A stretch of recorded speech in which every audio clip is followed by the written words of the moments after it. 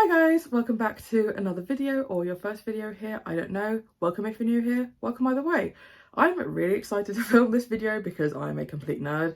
If you are not a fan of statistics, I'm going to have to say the word statistics so many times and I always trip up over it. But if you're not a fan, then I'll see you in the next video, I guess. But if you are a nerd like me and like graphs and things, I am going to be going through all of the trends I found in my reading over the current year, and also then comparing year by year because I have stats from about 2018. So let's get into that. So I'm going to be moving over, there we go, I'll move over here so I have lots of room to show the graphs here, and I'll be looking down there because that's what I've got a picture of what I'm talking about, so I can remember what the trends even were. And so the first one I have was the number of comics versus the number of novels I read. This year I had far more novels, which tends to be the case, but comics also make up a significant portion of my reading every year. I really enjoy comics, but I also find that when I need a nice, easy read, comics tend to be what I gravitate towards. So that's how that worked out this year. The next one is the amount of fiction versus the amount of non-fiction. Every year I read a majority of fiction, but again, I think that I'm reading more non-fiction now than I ever used to, so this is an interesting stat for me. I'm just really finding out what works for me and what doesn't in non-fiction. I think that memoir type things that are trying to say something, that are trying to have a conversation, I tend to really like, and also non-fiction about crises going on in the world that I'm interested in also really worked for me. Next up is my genre breakdown. So every year I assume that I'm going to be reading mostly fantasy, and that did check out this year. Followed very closely behind by contemporary, but I also feel like a lot of books I didn't quite know where to fit in. I bunged in contemporary, so that might have inflated that, but I'm glad to know that I'm consistent at least. Next is something that I wanted to check to work out my goal, and that was that I wanted to prioritise the books I already owned. So I found it interesting that the books that I owned already made up about maybe a third of this, and then I had books that I didn't own making up 2/3, but then when I split that into books that I intend to buy and don't intend to buy, that sort of splits them out quite evenly.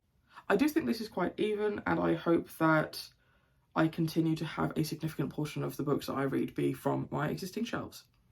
Next we have the one that maybe is going to take up the most room, so I'll squeeze over here, and that is what star rating I gave everything. Now this might not be totally accurate because I basically downloaded these from the Goodreads site, but I don't think it displays rereads, so I think that there are certain things that would be higher. But also I'm very, very happy with this. I had the majority of the reads that I had this year be things that I really enjoyed, and I do think it's slightly skewed because if I had included all of my DNFs, then I would have a lot more 1-0 stars, and also if I had fully gone through and read all of my DNFs, I think that I would have had a lot more 1 and 2 stars. But I am incredibly happy with how this distribution looks. I hope that continues over the next year. Now we are moving on to stats about, so let me just move over here to shake things up a bit. But now we are moving on to stats that are about about comparing all of my years of reading on Goodreads. So here we have the number of books I've read per year. As you can see, this was the best year that I've had in a while in terms of the number of books that I read. I was super happy about this.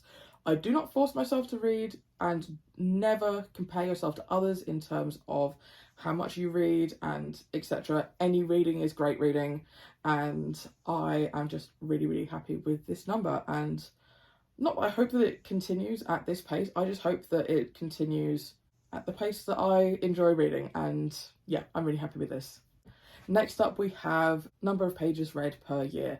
This again might be slightly inaccurate because again I just downloaded this graph off of Goodreads, and some of the books I read on Goodreads don't have, like, not all their information is present on the site, and often it will be missing the number of pages it has, so this might be slightly out, but I don't think it would be out to the point where this year I read the most pages out of any year previously, and I'm really happy about that stat. Next, I compared the number of pages per book that I read per year, and I'm pretty consistent. It is normally around the 200 to 220 mark. The lowest that I had was last year, and I'm very happy with this. I think that last year I was a little bit worried that I was picking out shorter books in order to meet my Goodreads goal, but this year with a very similar number, I do think that I just like short fiction, I like novellas, and I also like reading plays, which is going to bring my average way down. Next, we have my average rating for the year. Now, this was a fairly standard year. Again, this would be more skewed if my DNFs were included, because I give my DNFs like 1 star, like 0 stars, that's how I see them, so that would drastically lower the rating. But yeah, I'm fairly consistent year on year, and I'm really happy with that. Next, we have how the number of comics versus number of novels I have read has differed year on year. I think that the only year that I read more comics was in 2018, and I think that I might have had a very, very busy work schedule or something to make that different, but I do think that I'm fairly consistent in about 2/3 to 3/4 of my reads every year are novels, and then 1/3 to 1/4 are graphic novels, and I just find it interesting. Is this interesting to anyone else? I don't know, but I find it fun. Next, we have number of books DNF'd, and this I would also say is a way different number to every previous year. I used to be incredibly consistent with the number of books I would DNF per year, and this one really just shot up.